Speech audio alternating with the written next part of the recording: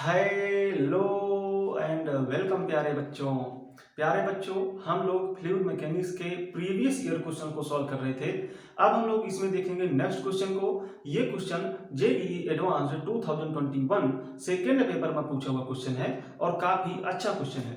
प्यारे बच्चों, इसका फिगर हमने पहले से बना रखा है। इसमें जो दिया गया डाटा था उसको भी हमने यहाँ पर लिख रखा है ताकि बार बार क्वेश्चन में डाटा देखने की जरूरत ना पड़े, बार बार क्वेश्चन को पढ़ने की जरूरत ना पड़े। एक बार हम क्वेश्चन को ध्यान से पढ़ लेंगे, फिर यहीं से देख करके क्वेश्चन को सॉल्व कर लेंगे। तो चलिए प्यारे बच्चों, क्वेश्चन को एक बार ध्यान से पढ़ लेते हैं। तो देखिएगा क्वेश्चन क्या है। A soft plastic bottle filled with water of density 1 gram per cc carries an inverted glass test tube with some air, ideal gas, trapped as shown in the figure. The test tube has a mass of 5 gram and it is made of a thick glass of density 2.5 gram per cc. Initially, the bottle is sealed at atmospheric pressure P naught is equal 10 to the power 5 pascal, so that the volume of the trapped air is V naught is equal 3.3 cc. When the bottle is squeezed from outside at constant temperature, the pressure inside rises and the volume of the trapped air reduces. It is found that the test tube begin to sink at pressure P naught plus delta P without changing its orientation. At this pressure, the volume of the trapped air is V naught minus delta V. Let delta V is equal xcc and delta P is equal y into 10 to the power 3 pascal. इसके बाद हमें दो questions के answer देने हैं, x की value बताना है और y की वैल्यू बताना है। चलिए प्यारे बच्चों, क्वेश्चन को हम लोगों ने पढ़ लिया है। अगर किसी को क्वेश्चन समझ में ना आया हो तो वीडियो को रोक करके क्वेश्चन को ध्यान से पढ़ लेंगे, फिर इसको आगे देखना शुरू करेंगे। चलिए प्यारे बच्चों, क्वेश्चन पेपर को रखते हैं और यहां से क्वेश्चन को देखना शुरू करते हैं। देखिएगा, इन्होंने बोला है कि एक प्लास्टिक की बोतल है, उसमें वाटर भरा हुआ है, इसमें एक इन्वर्टेड टेस्ट ट्यूब को डाला गया है जो कि ग्लास की है। आप देख सकते हो एक इन्वर्टेड टेस्ट ट्यूब इसमें पड़ी हुई है और ये ग्लास की है। इसके मास को बताया गया है, इसका मास 5 ग्राम है और इसकी डेंसिटी, ये जो ग्लास है इसकी डेंसिटी प्यारे बच्चों 2.5 ग्राम पर सीसी है। ठीक है, इसके अंदर इनिशियली जो ट्रैप्ड एयर है उसका वैल्यूम आपको बताया गया है 3.3 सीसी। ठीक है, और क्या बोला गया, वाटर के लिए डेंसिटी बताई गई, हम लोग जानते भी हैं और यहाँ पर बताया भी गया है 1 ग्राम पर सीसी। अब यहां पर ये बताया गया कि बॉटल को दबाना शुरू किया गया। ठीक है, तो जब हम बॉटल को दबाएंगे तो क्या हो रहा है, एक खास कंडीशन पर, एक खास प्रेशर पर जब हम इसको दबा रहे होंगे तो इसके अंदर का प्रेशर बढ़ रहा होगा और एक खास प्रेशर पर ये जो टेस्ट ट्यूब है ये नीचे की ओर आना शुरू कर देती है या डूबना शुरू हो जाती है। और वो खास प्रेशर जिस पर ये नीचे की ओर डूबना शुरू हो जाती है वो है P not plus delta P। अगर ये खास प्रेशर है तो इसी खास प्रेशर पर क्या हो रहा होगा, एक चीज मैं आपको बता दूं, आप सोच भी सकते हो, जब इसको दबाया जा रहा होगा बोतल को तो आप ऐसा सोच सकते हो बहुत आसानी से कि इसके अंदर जो पानी का लेवल है वो ऊपर की ओर बढ़ेगा। भाई हम दबाएंगे तो टेस्ट ट्यूब में पानी ऊपर की ओर चढ़ेगा या नहीं चढ़ेगा, बिल्कुल चढ़ेगा।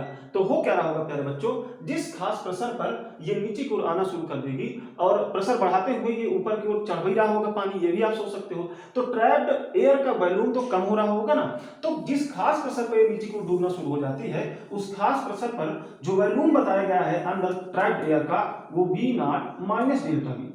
अब आपको समझ में आ गया कि माइनस डेल्टा V क्यों है, क्योंकि ट्रैप्ड एयर का वॉल्यूम घटेगा, ये पानी ऊपर की ओर इसमें चढ़ेगा जब आप बोतल को दबाओगे। ठीक है, आसानी से समझ सकते हैं।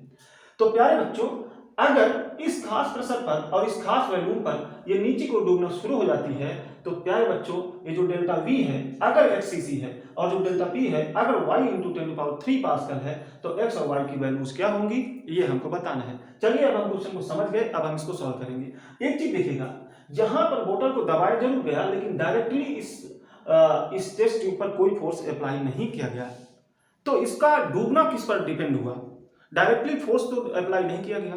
इसका मतलब अगर ये डूब रहा है तो इसके लिए सिर्फ और सिर्फ एक ही फोर्स जिम्मेदार है, वो है बायंसी फोर्स। ठीक है, निश्चित रूप से जो इनिशियल कंडीशन में जो बायंसी फोर्स लग रहा होगा वो कम हो गया होगा धीरे धीरे, जैसे जैसे आप प्रेशर बढ़ा रहे हो निश्चित रूप से जो बायंसी फोर्स है वो कम हो रहा होगा।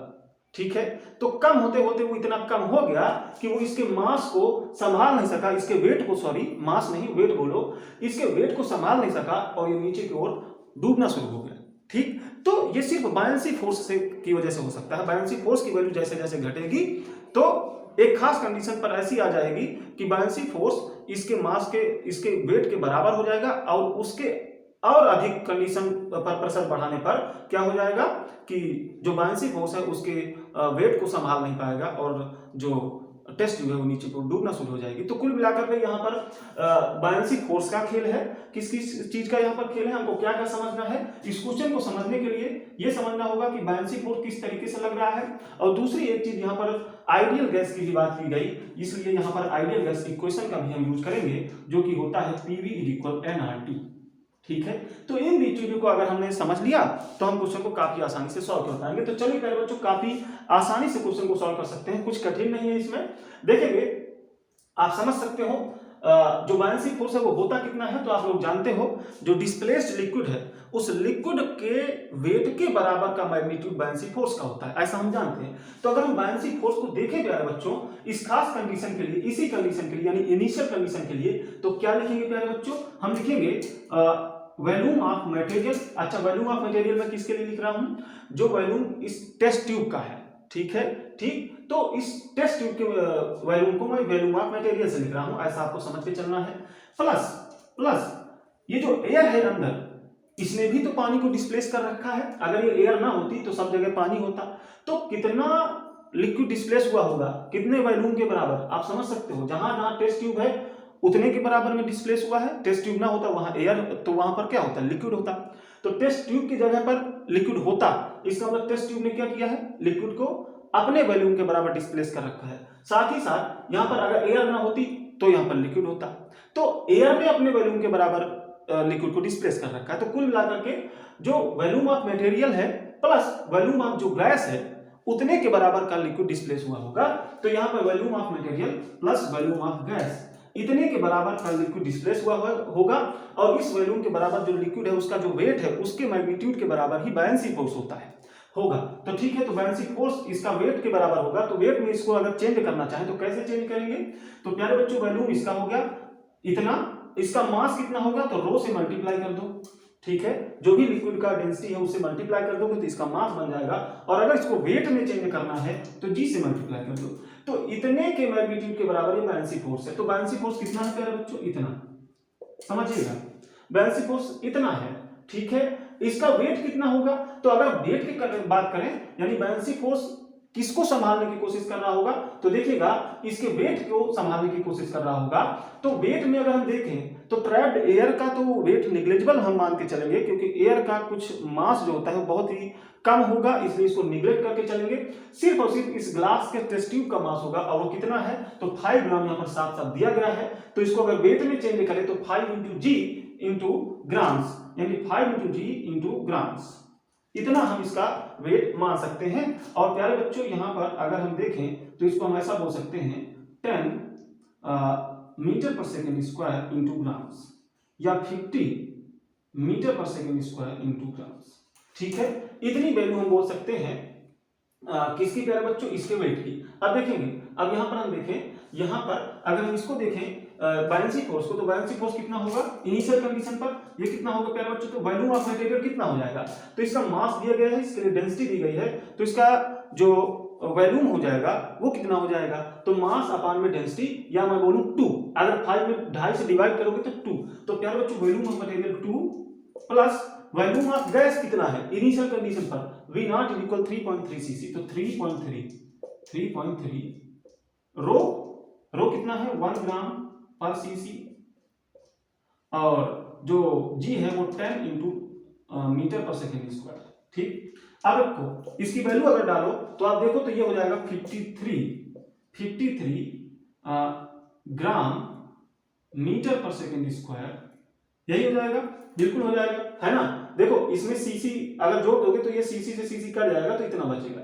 अब आप ये देख सकते हो कि फोर्स ऑफ बायनेंसी की वैल्यू है 53, मैग्नीट्यूड की बात करूं, और इसके वेट की अगर वैल्यू देखें तो 50, तो निश्चित रूप से इनिशियल कंडीशन में क्या है, जो बायनेंसी फोर्स का मैग्नीट्यूड है वो ज्यादा है इसके वेट की तुलना में। इसीलिए क्या है, इसने उसको ऊपर उठा रखा है, और ये जो ढक्कन है इससे ये सटी हुई है, ये जो टेस्ट ट्यूब है इस ढक्कन से सटा हुआ है।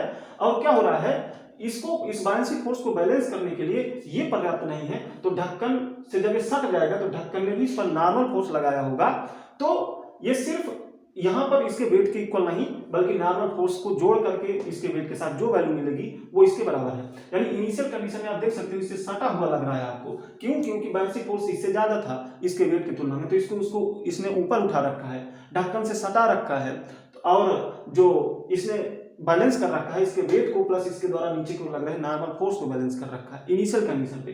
अब होगा क्या? अब देखो बायसी फोर्स क्या है आप देख सकते हो यहाँ पे, ये बायसी फोर्स की वैल्यू हमने निकाली। अब होगा क्या? जैसे जैसे आप इसको दबा रहे होगे वाटर इसमें ऊपर चढ़ रहा होगा तो ट्रैप्ड एयर का वॉल्यूम घट रहा होगा। तो आप देख सकते हो यहाँ पे ट्रैप्ड एयर का वॉल्यूम भी है, तो जैसे जैसे ये डिक्रीज हो रहा है तो इसकी ओवरऑल वैल्यू भी डिक्रीज हो रही होगी, यानी बायसी फोर्स की वैल्यू डिक्रीज हो रही होगी। तो बायसी फोर्स की वैल्यू डिक्रीज हो रही है तो किसी एक खास कंडीशन पर ये कम होते होते इतना हो जाएगा कि ये सिर्फ और सिर्फ इसके वेट के बराबर बचेगा, सिर्फ और सिर्फ इसके वेट के बराबर, और उससे अधिक अगर हमने इसको दबाया तो ये नीचे की ओर डूबना शुरू हो जाएगी। तो इसके डूबने की कंडीशन क्या है कि बायसी फोर्स इसके वेट के इक्वल हो जाए, यही इसके डूबने की कंडीशन है। ठीक है, यानी कि जस्ट उस प्रेशर पर जब ये इसके फोर्स के बराबर हो जाए, उस खास प्रेशर पर हम मान सकते हैं कि इसके आगे डूबेगा, तो वो एक कंडीशन होगी जब ये डूबना शुरू करेगा। ठीक है, तो डूबने के लिए जो कंडीशन है वो क्या है कि जो बायसी फोर्स है वो इसके वेट के बराबर हो जाए, या मैं कहूं कि mg की इक्वल हो जाए। ये mg किसका वेट है? टेस्ट ट्यूब का वेट है, आप समझ लीजिएगा, टेस्ट ट्यूब का वेट है। ठीक है, या मैं कहूं कि इसके इक्वल है। ठीक, अब देखिए प्यारे बच्चों, बायसी फोर्स जब इसके इक्वल है उस समय प्रेशर कितना है, तो इन्होंने साफ साफ बताया गया है कि जब pressure P not plus delta P है तब ये नीचे को डूबना शुरू करती है। तो इस खास कंडीशन पर जो प्रेशर है वो इतना है। ठीक है, और इस खास कंडीशन पर जो वॉल्यूम बताया गया है वो इतना बताया गया है। ठीक है, तो चलिए प्यारे बच्चों यहाँ पर इस कंडीशन को लेकर के चीजों को सॉल्व करेंगे, तब आपको सारी चीजें समझ में आएंगी। इसको थोड़ा यहाँ पर मिटा देते हैं, फिर देखते हैं। चलिए अब यहाँ पर बायसी फोर्स की वैल्यू हम लिखेंगे प्यारे बच्चों। ठीक है, तो कितना हो जाएगा? Volume of material plus volume of trapped air. तो ट्रैप्ड एयर का वॉल्यूम इस कंडीशन पर ये बताया गया है, ये उस कंडीशन का वॉल्यूम है जब ये डूबना शुरू कर दे, और मैंने बताया कि वो कंडीशन कौन सी होगी जब ये डूबना शुरू करेगी, जब बायसी फोर्स इसके वेट के इक्वल हो जाए, ये कंडीशन। तो इस कंडीशन पर जो वॉल्यूम है वो इतना होगा ट्रैप्ड एयर का, v not minus delta we. ठीक, इतना। अगर इसको हम वेट में चेंज करना चाहे तो रो इंटू जी में लिखेंगे इंटू करके, और यहाँ पे इसका वेट लिखना है। इसका वेट आप लोग जानते हो, तो डायरेक्टली मैं लिख देता हूं 5 इंटू 10 इंटू ग्राम, और इसके लिए जो यूनिट हो जाएगी वो मीटर पर सेकेंड स्क्वायर, अभी हमने लिख के देखा था। ठीक है, चलिए प्यारे बच्चों, अब हम एक काम करते हैं, या फिर जी की वैल्यू मत रखो, जी की वैल्यू यहीं से काट लो आप लोग। ठीक है, 5 ग्राम इंटू जी, ये हो गया इसका वेट, तो जी से हम कैंसिल कर लेंगे जी को। ठीक है, चलिए अब आगे वैल्यू रखते हैं। तो यहाँ पे वॉल्यूम ऑफ मटेरियल अभी हम निकाला था 2 cc, तो 2 cc प्लस वी नॉट की वैल्यू थी 3.3 cc और माइनस डेल्टा वी। ठीक है, डेल्टा वी की वैल्यू अभी हमें पता नहीं है, तो इसको हम रखे रहेंगे। अच्छा, ये सारी चीजें सीसी में है। ठीक है, आप समझ के चलिएगा। तो यहाँ पे मैं लिख देता हूं आगे सीसी इंटू रो की वैल्यू मैं लिख देता हूं 1 ग्राम पर सीसी इज इक्वल 5 ग्राम। ठीक है, ये मिला। अब यहां से अगर हम देखें तो क्या मिला यहां पर प्यारे बच्चों, देखेंगे ग्राम से ग्राम कैंसिल, सीसी से सीसी कैंसिल, और यहां पर देखें तो एक काम करो, यहां पे ये सीसी मत रखो।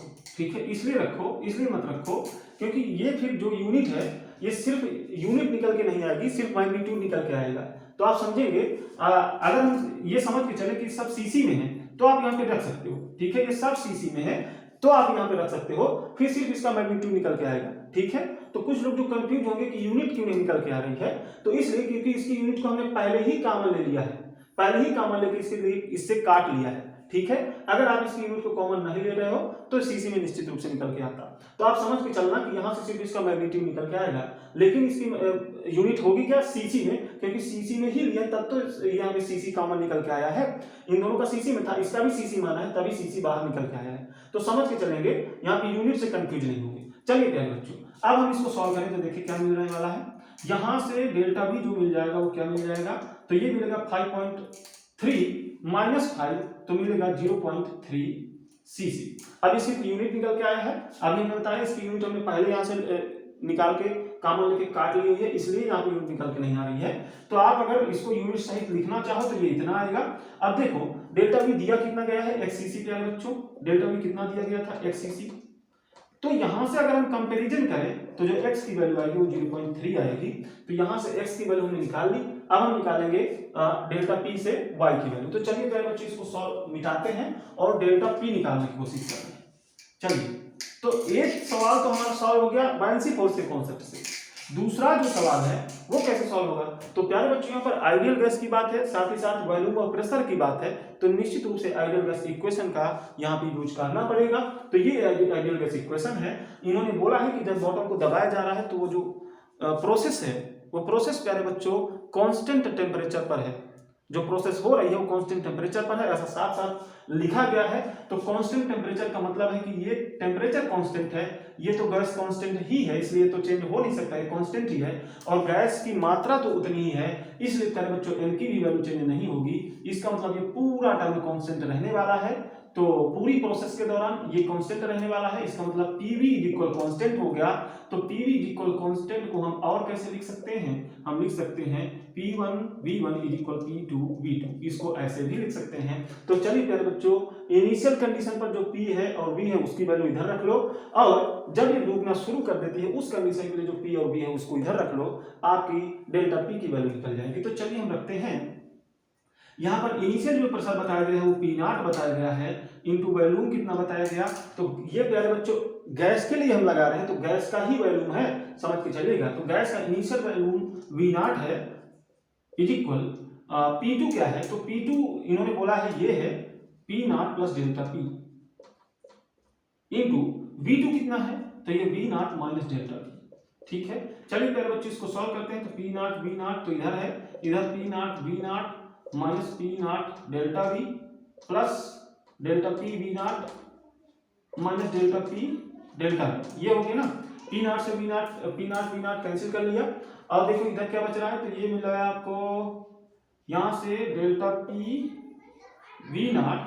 अच्छा, हमें डेल्टा P की ही वैल्यू निकालना है, तो डेल्टा P वाले टर्म एक साइड रखो, बाकी सारे टर्म्स को इधर ले आओ, तो ये वाला टर्म इधर आ जाएगा। P0 V0 वाला इधर ले आओ, P0 डेल्टा V वाला टर्म इधर ले आओ, और इधर से डेल्टा P को कॉमन ले लो, तो ये मिलेगा V0 माइनस डेल्टा V। यही मिला ना, ये मिला। चलो अब हमें डेल्टा P की वैल्यू निकालनी है, तो वैल्यूज डाल लो और सॉल्व कर लो। तो P0 है 10⁵ पास्कल इंटू डेल्टा V कितना है, अभी डेल्टा V हमने निकाला था 0.3 cc, ये निकाला था, is equal delta P V0 है 3.3 cc माइनस डेल्टा V कितना है, तो डेल्टा V प्यारे बच्चों यहाँ पर हो जाएगा 0.3 cc। ठीक है, अभी हमने निकाला हुआ था। चलिए अगर इधर से देखें तो ये बचेगा 3 cc, और 3 cc को इसके नीचे ले आए तो प्यारे बच्चों ये आपको मिलेगा 10⁵ पास्कल इंटू 0.3 cc अपान में 3 cc is equal delta P। अब अगर देखें तो cc से cc कैंसिल, और ये आ जाएगा प्यारे बच्चों यहाँ पे 10 टाइम्स, और इसको एक बार कैंसिल कर लें तो ये आ जाएगा यहाँ पर 10⁴ पास्कल।